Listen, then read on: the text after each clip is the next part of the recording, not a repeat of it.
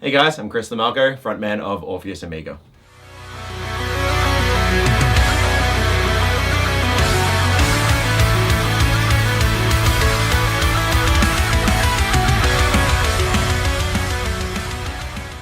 I've been playing Jackson guitars now for about 15 years.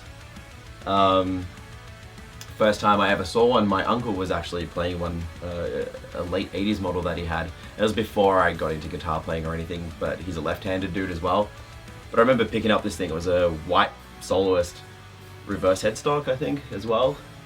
And being a lefty, I kind of like tried to play it the other way around. Didn't have any idea what I was doing at the time at all. But I remember just immediately falling in love with the headstock and just that iconic Jackson shape. And that was my first real look at a Jackson guitar in person. Unfortunately, his guitar got stolen when his house got broken into a long time ago.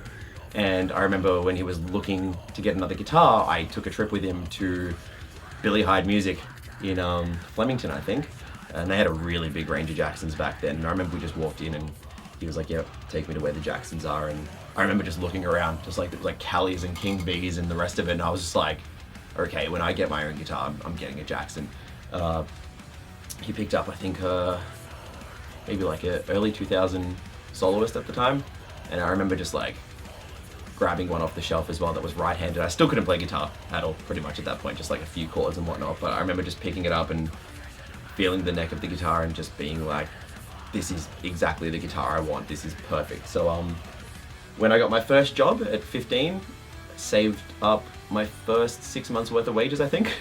And bought myself a Jackson Dinky, a DK27, so that was my first Jackson. That was nearly 15 years ago. Some of my favorite guitarists have played Jackson in the past, so Alexi Layer from Children of Bodom being one of the main ones. Kirk Hammett, there's something about watching him play Sad But True with his original RR1 that just makes my day. Like, that was always one of my favorite things, seeing him play that and just being like, that looks awesome. Rhodes is like the perfect guitar. And yeah, really, obviously other guys as well. So like Corey Bailu from Trivium, Mark Morton from Lamb of God. So just a whole bunch of different guys over time. Obviously Dave Mustaine as well back in the day. And realistically for me, Jackson has always been like the home of metal guitars. Every time I've looked at anything that I love from like the 80s and whatnot, even stuff that isn't particularly metal, even like the glam rock stuff, which I'm into as well, everyone was using Jacksons at the time, so it was just like a logical choice for me to just start going down that road as well. So yeah. So the things that I like about Jacksons that suit my playing, first of all, is the neck. I know and the compound radius as well. Little things like that. I've found that always, no matter what series of Jackson I've picked up, whether it's like a JS starter series or a US, the neck shape just feels perfect all the time. You can go from something like really thin from a soloist neck that's really awesome for leads and stuff, to like something like a Cali or an SLS3 neck shape, a little bit thicker, and it just always feels right for my hands. Whether I'm playing rhythms or leads, it's just, they've always felt right. And the sound of a Jackson to me, especially starting out as more of a lead guitarist, they've always just had that mid-cut to them, and I think that's just something that, for me, is, from what I hear listening to Jackson guitars, is just something that they have in their tone. Like, it's not overbearing or like grating in the high end, it's just really mid-smooth and heavy, and I've always loved that about them. And of course, the Rhodes shape for me has always been like just the perfect looking guitar, and it's just so iconic. So for me, that was always one of those things as well. As soon as I picked up a Rhodes for the first time, again, nearly 15 years ago, it was just like, oh man, this is the guitar I want to play. So I've got a fair few Jacksons at the moment.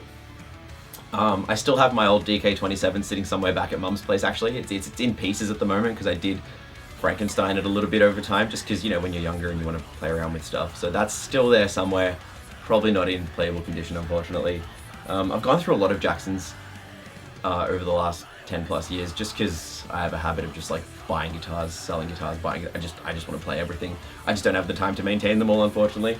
But my main guitars at the moment would be this SLS3, which was, I think it was part of like just a run of 500. It's basically an SLS3 Japanese Jackson soloist, but it's got the whole body's bound, and it's a flame maple top as well, instead of just having the mahogany body with no maple top. So that's one of my favorites. That's getting used in Eye of the Enemy at the moment. I've got another SLS3, which is just the standard 2008 SLS3, which is similar to that guy there, but that's in drop B at the moment. I've got an Evertune in that one, so that's just hanging around for recording and stuff. That was the first guitar I bought myself when I got my endorsement with Jackson, so that was like a 21st birthday present to myself, so that's special to me. My first US Jackson is my RR1, which I've probably had the longest overall of all my guitars at the moment, apart from my first Jackson. So this guy's been around the traps for a while. I've recorded most of my guitar solos for all the Orpheus stuff. First 3 albums is on that, and a couple of other Japanese Jacksons that I've had as well over the time. But that's the main workhorse that I've had for ages, so that's come on tour heaps. And the most recent addition to the family, which is, for me, my absolutely perfect guitar, my Jackson Rhodes Custom Shop. And the reason this guy is so special is, one, because it's mine and no one else's, but also because some of the changes that I made to the sort of just RR1 layout that just suits me perfectly. So for example, obviously went with the reverse headstock, the quilt maple top on a mahogany body instead of Elder.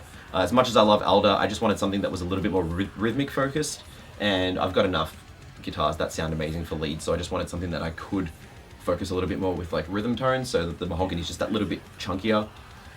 Gold hardware, 24 frets and 2 humbuckers instead of the typical RR1 setup, which is 22 frets and 2 humbuckers. So I like having that extra couple of frets. It's just nicer for me. Got rid of the pickguard because I didn't want to sort of spoil the quilt top, so it's all rear loaded electronics. And as most metal guitarists will probably tell you, it's just down to the basics. Single switch, back and forth with your humbuckers, and just a volume knob. You don't need a tone knob. I don't care who you are, you just don't need it. And that's pretty much it. Neck through body, gold hardware. Just looks really wanky and I love it. So yeah, this is the most recent addition and probably my favorite guitar ever, literally. The reason I recommend Jackson guitars as much as I do is literally because they have guitars that suit everyone's playing style. You can go from something like a soloist to a Rhodes, which is obviously way more metal oriented in terms of the way it looks, but then you can also go down to like your H-string and extended range guitars. They've also got like things like the Mark Morton signature, which like I love that thing. It's just, you can play like jazz and blues stuff on it, and it's just the versatility of Jackson guitars. Obviously every guitar sounds a specific way and works a certain way for certain styles, but the fact is, for me, Jackson have just always covered the range of guitars that I've wanted.